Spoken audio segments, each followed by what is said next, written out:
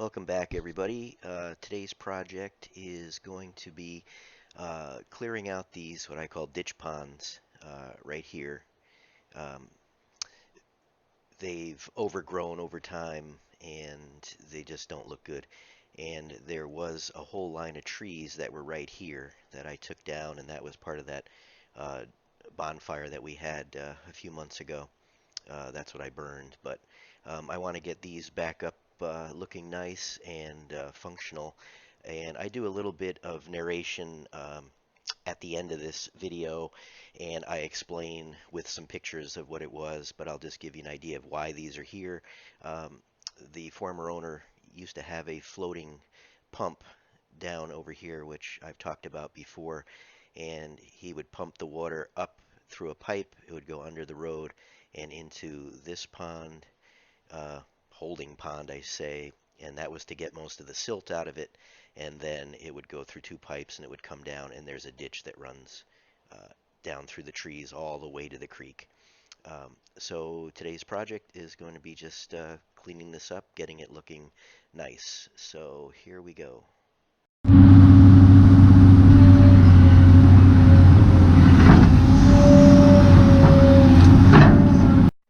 So this is the end here where the ditch starts to run down towards the creek in the tree line. So kind of right between those trees is where the ditch continues. It's a long distance down, um, but that's where it is.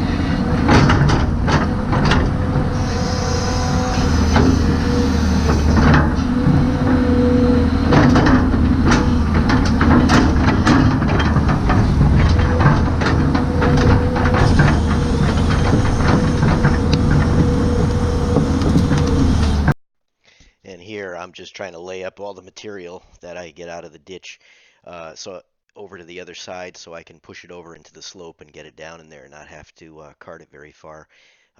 It's some good soil in there too. It'll probably make either grass or weeds grow pretty well once it goes over the side.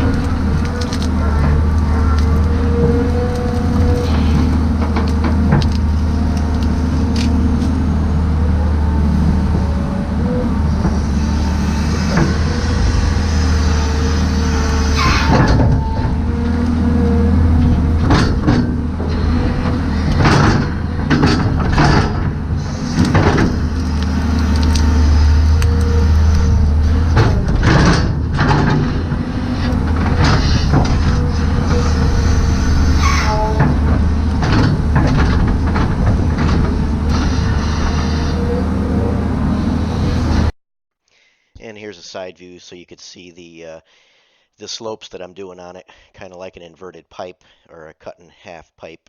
I think that'll be easier to maintain, and it also is good for the geese. They can come across because a lot of them like to come across to the other side and eat the grass, and they can walk across it easy.